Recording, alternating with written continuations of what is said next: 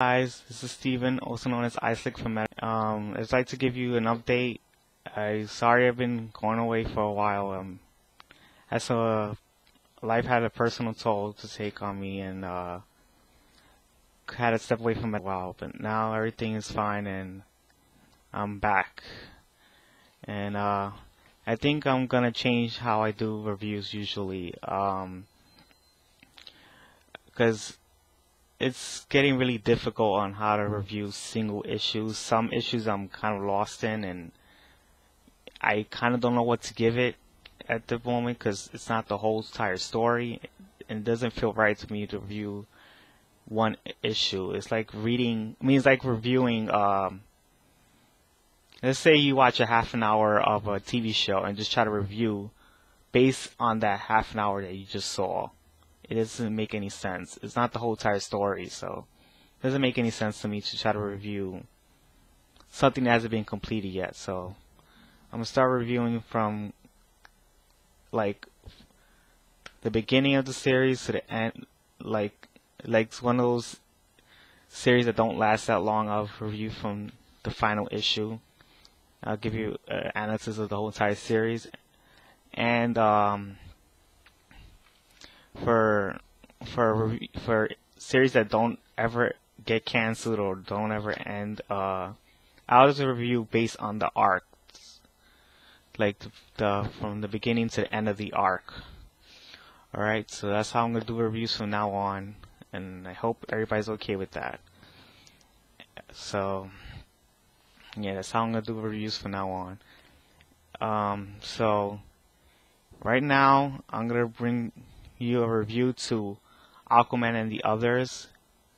I'm going to review the last issue, and then I'm going to tell you what I like and don't like about it, and I'm going to give you a series analysis on the whole entire series. What did I think of it from the beginning to the end? Alright, so I remind you guys, this is Aquaman and the Others, number 11. So here's the story of the issue. Is as the fight between the others and the members of Mayhem continues, Augustok is left with a daring choice: either let a nuclear missile hit Earth or find ways to stop it. Now I'm going to tell you what I did like and what I didn't like in this issue. What I did like, I thought that this issue it was really amazing how they managed to close the main chapter of the story arc. And they barely left any plots hanging, any important ones. I mean, they managed to finish every single plot line at the final issue. And I thought that's pretty amazing for a series, because most of the time when series get canceled, they don't get to finish all the plot lines when it happens. It usually there's some plot lines that are left hanging and doesn't end so well. So I'm kind of glad they actually did that. They was actually able to end every single plot line in here. And I also liked how they left Vogelstak's story. It's pretty charming and very tear-jerking in a way. It's kind of a sad story, and it was really nicely done for the character. I didn't want it to end this way, but it made sense for the tragic life that he went through. It wasn't so happy, his life. There's a lot of trauma, and it's about time he kind of gives up, being a superhero. I mean, his life wasn't much prettier when he was a kid, so maybe it's better for his life to become better when he's an adult. So I guess it's a good time, and it's a good time for him to have that. I also like how each character had a moment to shine. They had a nice action spread, and each character has some decent lines to say as they're fighting. Some of them were actually pretty funny too, and all of them show their their powers and their skills. So I thought that was pretty cool. And for the art, it was mostly nicely detailed. They demonstrated the fights very well. And even though some of the some of the art did look pretty rushed, pretty bad. So, but overall, they managed to do their best, and they did the best that they can for their final issue. It still looked good, so I'm not gonna focus on that too much. For the things I didn't like in this issue, again, some of the arts was not detailed. I kind of wish I knew about Maelstrom, a female character. They didn't do much, and Seiya says something about, oh, you can't continue being a bad guy. You got a good future in your hands. So, Maelstrom decided to not fight anymore, and she realized that she probably does have a good future for her in the future, you know. So it's pretty interesting to see. I mean, to get to know about that, but we really don't know too much about that. And I would have liked to know more about what her good future could be and who she is as a character, because we really didn't get to know about her. But everything else is fine with this series. I mean, with this issue. Not much I can tell you from there. So, what I give this issue, I give it a 4 out of 9. I mean, 4 out of 5 stars. Or you could say 9 out of 10 stars. It really ended in a good closing chapter. None of the story arcs are left hanging. I didn't like Vogelstar giving up on being a superhero, but it made sense to his life struggle and his backstory. So I would have probably done the same. If I was going through that, I think I would have gave up being a superhero too. So yeah, the art is pretty good. Show every character's powers. It's pretty neat and interesting. So now I'm going to give you a series analysis on the whole series together as a whole. And I would give this entire series 4 out of 5 stars or 8 out of 10 stars. I really recommend you get this series when it comes out on trade.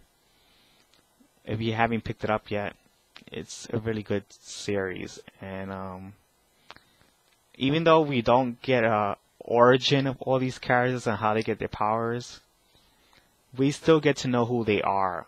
I mean, they have some pretty interesting characters, and they're very diverse. I mean, you get a Muslim or Middle Eastern character. I'm not sure she's actually Muslim, but a Middle Eastern character. Her name is Seiya.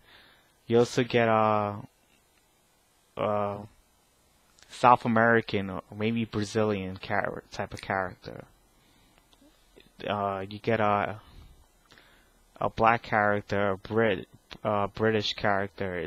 It's very diverse. I like how you see all these characters come from different races and they come together and fight as a team. And it's pretty good to have that now as a series, because there isn't that many diverse teams in comic books, and we kind of need that now. So it's good to have a team like that. Also, I like how the plot lines interconnect with at least 3 of the characters, like Vogelstar, Prisoner of War, and the Operator. It was very nicely done. So, also, the things I was kind of disappointed about the series is that I kind of wish Sky, she's a Native American character that has ghost powers, and she was in love with Aaron, the Operator's son. And they didn't really do much about the relationship. They could have developed it a little bit more. I was really disappointed when they made Sky leave the team pretty early for no reason. I don't know why, but They should have kept her on the team, considering that this series was not gonna last that long.